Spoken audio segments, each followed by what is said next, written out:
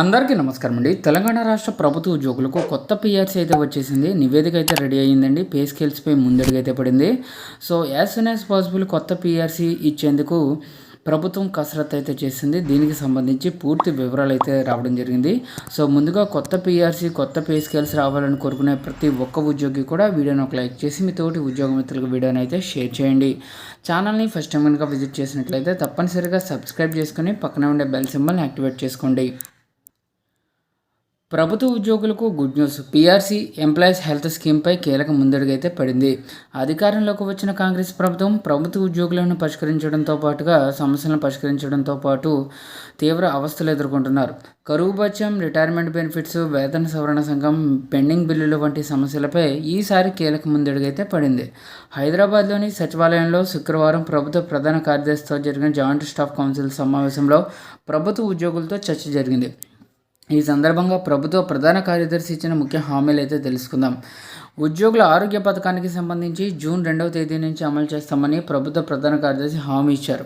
ఇక ఉద్యోగుల మూల వేతనంలో 1.5% చొప్పున వసూలు చేసి ప్రభుత్వం కూడా సమానమైన మ్యాచింగ్ గ్రాంట్ అందిస్తూ ప్రత్యేక నిధిని ఏర్పాటు చేసి ట్రస్ట్ ఆధ్వర్యంలో ఈహెచ్ఎస్ అమలు చేయబోతున్నట్లు తెలిపారు. ఇక వేతన సవరణ సంఘం పీఆర్సీ నివేదికపై త్వరలోనే తదుపరి సమావేశంలో నిర్ణయం తీసుకుంటామని ప్రభుత్వ ప్రధాన కార్యదర్శి హామీ ఇచ్చారు. ఇక పీఆర్సీ నివేదిక తుది దశకైతే చేరుకుందని, త్వరలోనే నివేదిక తెప్పించి దానిపై మరొకసారి సమావేశం నిర్వహిస్తామని హామీ ఇచ్చారు. అలాగే ఉద్యోగులకి సంబంధించి పెండింగ్ బిల్లుల చెల్లింపులకు 100 రోజుల ప్రణాళిక అమలు చేస్తామని ప్రభుత్వం హామీ ఇచ్చింది. ఇక పెండింగ్ బిల్లులను 100 రోజులలోగా చెల్లించే విధంగా నిర్ణయం తీసుకుంటామని హామీ ఇచ్చారు.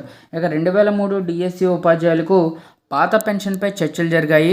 ఇక పాత పెన్షన్ అమలుపై ముఖ్యమంత్రి, ఉప ముఖ్యమంత్రితో చర్చించి వీలైనంత త్వరగా నిర్ణయం తీసుకుంటామని ప్రభుత్వ ప్రధాన కార్యదర్శి తెలిపారు. ఇక రాష్ట్ర స్థాయిలో నిర్వహించినట్టుగానే జిల్లా స్థాయిలో కూడా జాయింట్ స్టాఫ్ కౌన్సిల్ సమావేశాలు నిర్వహించేలా చర్యలు తీసుకుంటామని ప్రభుత్వ ప్రధాన కార్యదర్శి తెలిపారు.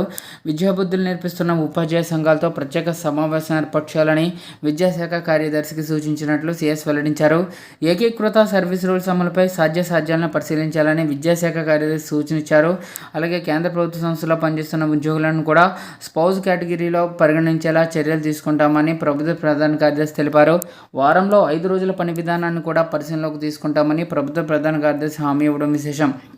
అలాగే తెలంగాణ రాష్ట్ర అభివృద్ధిలో ఉద్యోగులు, ఉపాధ్యాయులు మరింత నిబంధనతో పనిచేయాలని ప్రభుత్వ ప్రధాన కార్యదర్శి కోరారు. ప్రస్తుత పరిస్థితులకు అనుగుణంగా ఉద్యోగులు, ఉపాధ్యాయులు టెక్నాలజీపై మరింత అవగాహన పెంచుకుని సమర్థవంతంగా వినియోగించుకోవాలని ప్రభుత్వ ప్రధాన కార్యదర్శి సూచించారు.